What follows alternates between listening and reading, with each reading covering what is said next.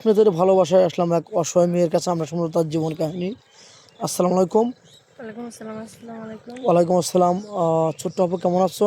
আছি, আপনাদের দোয়ায় মোটামুটি ভালো। আপনারা কেমন আছেন আল্লাহ ভাইয়া? তাআলা খুব ভালো রাখছে। যাই হোক, তোমার পরিচয়টা একটু বলবা, তোমার নামটা বলবা একটু। আমার নাম মোসাম্মদ বৃষ্টি খাতুন, বাড়ি টাঙ্গাইল ভবাপুর। মা বাবা কেউ নাই। ও, মা বাবা কেউ নাই। না। তুমি মানুষ হচ্ছে কার কাছে আরেকবার বলো তো? সৎ চাচা চাচির কাছে মানুষ হয়েছি। ও, চাচা চাচার কাছে তুমি মানুষ। হ্যাঁ, সৎ। ও আচ্ছা, যাই হোক, এখন তাদের বাড়িতে আছো নাকি? হ্যাঁ, তাদের বাড়িতেই আছি। আচ্ছা, তুমি লাল টুকটুকে শাড়ি পরেছো, তার কারণটা কি একটু জানতে পারি? তো লাল টুকটুকে শাড়ি পরেছি ভাইয়া, দুঃখের একটা কথা। আমার আজকে দেখতে আসছিল, বিয়ে তুলে নিয়ে যাবে। আচ্ছা।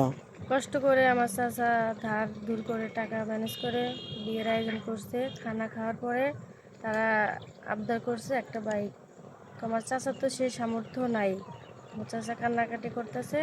এখন মনে করেন যে তাদের একটাই কথা, বাইক দিলে বিয়ে করবে, না দিলে করবে না। তো আমাদের তো ভাইয়া সেই সামর্থ্য নাই।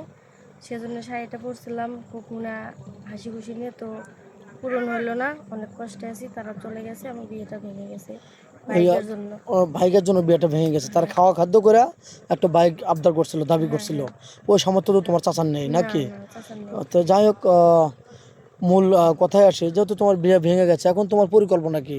এখন কোনো জব টপ করবে, চাকরি করবে, নাকি আবার আমাদের ক্যামেরার সামনে আসছো বিয়ে শাদীর? না ভাই, আমি আপনাদের ক্যামেরার সামনে আসছি। আমি জব টপ কিছু করব না। একটা ভালো মনে মানুষ চাই। জীবন সঙ্গী আজকে হিসাবে? যেমন এই যে আমার বিয়ের কথা ছিল, খুশি মনে ছিলাম। তো আমি এমন একটা ঘর সংসার করতে যাই, ভালো একটা মনের মানুষ, আচ্ছা। মাথার উপর ছায়ার দরকার, বিয়ে শাদী বসবো, তার জন্য আপনাদের ক্যামেরার সামনে আমি আসছি। আচ্ছা, এই ভিডিও দেশ প্রবাস থেকে দেখছে, পাবলিক হচ্ছে, তোমাকে কিভাবে পাবেন? তোমার ফোন নাম্বারটা দিয়ে দাও। আমার কোনো ফোন নাই। এই যে পরনের শাড়িটা দেখতেছেন, এটা বিয়ের উপলক্ষে কিনে দেওয়া হয়েছিল। ও, তোমার চাচা কিনে হ্যাঁ, দিয়েছিলেন, চাচা তোমারও কিনে না? দিয়েছিল। যাই না, হোক, আমারও না। এখন তোমার কোনো না, ফোন আমার টোন কোনো নেই। ফোন নাই। এখন আমার সাথে যোগাযোগ করতে হলে, বিয়ে শাদী করতে হলে আপনাদের সাথেও যোগাযোগ করতে হবে। মেয়েটার কোনো ফোন নেই, আদৌ ফোন কিনেনি, চাচার কাছে মানুষ, ইতিম মেয়ে। তার আজকে বিয়ের কথা ছিল, বিয়েটা হয় নাই। একটা বাইক চাইছিল, বিয়েটা ভেঙে গেছে। তো যাই হোক, আমাদের নাম্বার দেওয়া থাকবে, মানে ইউটিউব চ্যানেল কর্তৃপক্ষের নাম্বার দেওয়া থাকবে, কেউ ভিডিও কল দেবেন না। ভিডিও কল দিলে ব্লক করতে বাধ্য হব। তো যাই হোক, নেক্সটে আসি। এই ভিডিও দেখে যদি কোনো প্রবাসী ভাই তোমাকে বিয়ে করতে চান, সে একটা বিয়ে করেছিল, তার ওয়াইফ চলে গেছে বা মারা গেছে, বা দুটো বিয়ে করেছিল, অ্যাক্সিডেন্ট হয়েছিল, যাই হোক, ওরকম ম্যান হলে কি তুমি বিয়ে বসবে? হ্যাঁ, ওরকম হলেও চলবে, বয়স বেশি হলেও চলবে, সমস্যা নাই। শুধু আমি একটা ভালো মনে মানুষ চাই।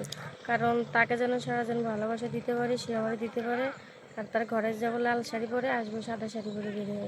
সত্যি বলছো তো? হ্যাঁ, সত্যি বলতেছি। তুমি তো মুসলমান। আমি মুসলমানের বাচ্চা, সত্যি বলতেছি। আচ্ছা, নামাজ কালাম তো পড়া হয়? হ্যাঁ, ইনশাল্লাহ নামাজ পড়ি, কোরআন শরীফ পড়ি আপনাদের দোয়ায়। আচ্ছা, কোনো প্রবাসী ভাই যদি আপনাকে বিয়ে করে বাড়িতে রেখে যান, আপনি পরকীয়ায় লিপ্ত হবেন না তো? না, না, কখনো লিপ্ত হবো না। কারণ সে তো স্বামী, বিশ্বাস আমরা রেখে যাবো। যাই হোক, ভিডিওটা লং করতে চাচ্ছি না। 2-4-5 মিনিটের মধ্যে কারোর জীবন গল্প শেষ করা যায় না। সবাই ভালো থাকবেন, সুস্থ থাকবেন, এই কামনা করি। আল্লাহ হাফেজ।